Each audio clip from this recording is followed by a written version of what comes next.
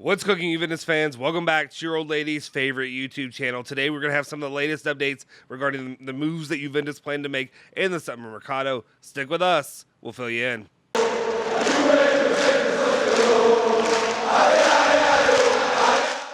Ciao ragazzi, welcome back to the Bianconeri Zone. My name is Justin Sofro. Today, it's Friday, July 1st, 2022, and of course I got your latest rundown of all things Juventus, all the news you care about each and every day. Before we do anything though, make sure you hit that like button, smash that subscribe button, hit that bell icon to stay notified for all of our latest videos. Without any further ado, let's just jump into it.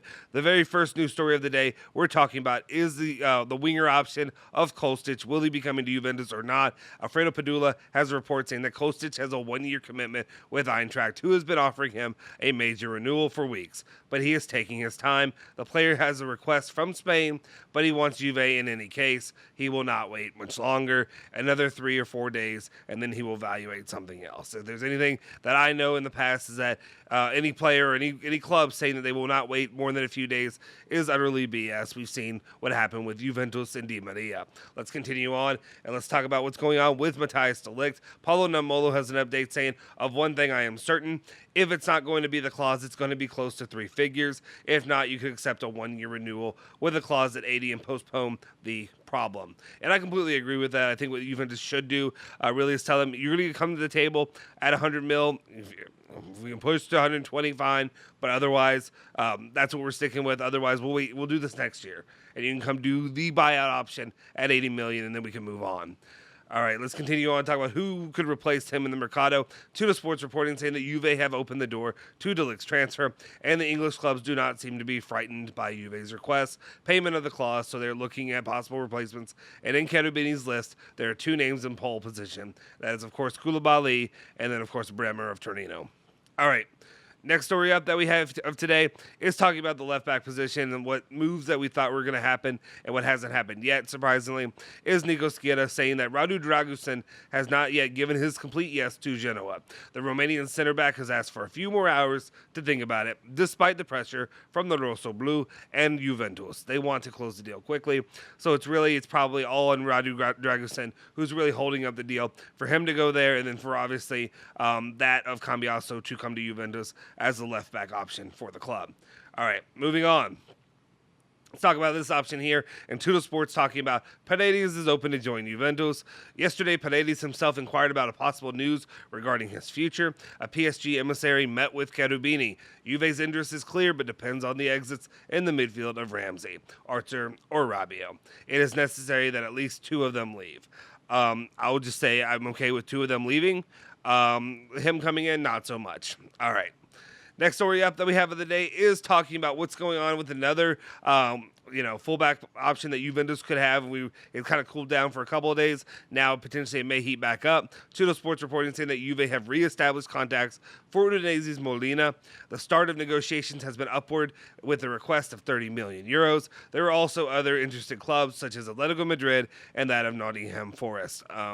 Kind of surprised. I feel like Nottingham Forest is a name of a make-believe town in one of those kids' books I used to read, or that I read to my child right now.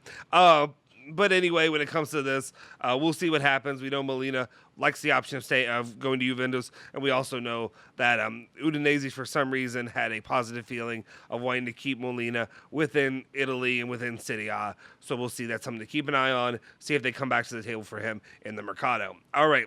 Let's continue on. Let's talk about another player for Juventus that left, but could he come back? And that is Nico Bellice, who's talking about Alvaro Morata, saying that Morata already has said his goodbye to Juventus, but the Bianconeri do not rule out a new attempt for the Spanish striker.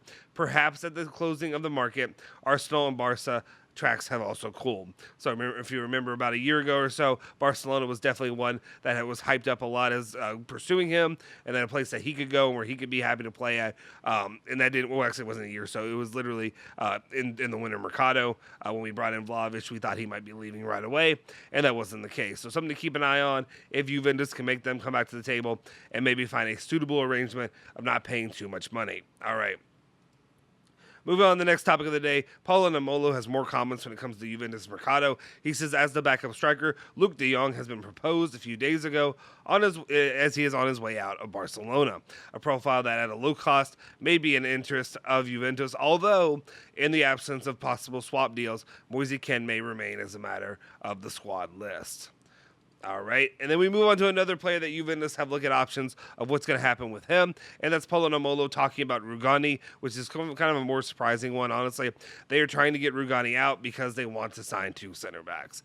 To me, it's almost surprising that is Rugani's wage that high or that big of a deal that you can't bring in another center back while retaining him. But anyway, as it seems right now, Juventus definitely want to bring in 2 center backs.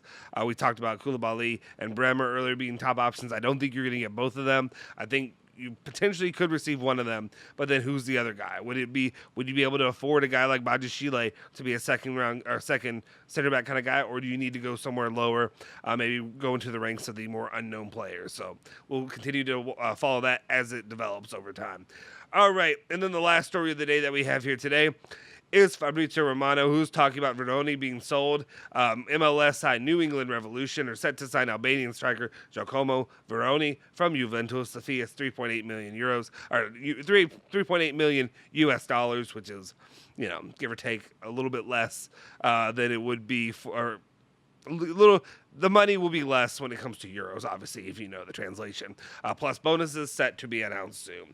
So there we have it. The latest updates when it comes to Juventus, the players they can go after, the situation as it stands in the Mercado. Make sure you continue to follow the channel for all that. Let us know your comments in the or your thoughts in the comment section down below on all the topics I talked about today.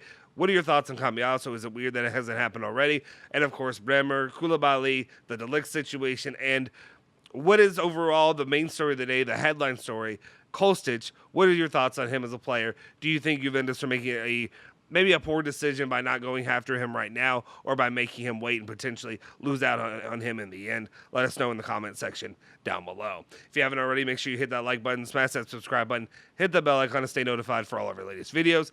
Make sure you follow Bianconeri Zone at Bianconeri Zone, Twitter, Instagram, Facebook, and all that good stuff. And, of course, you can follow me at Justin Sofro on Twitter as well. We'll see you guys next time. Forza Juve, Forza Bianconeri.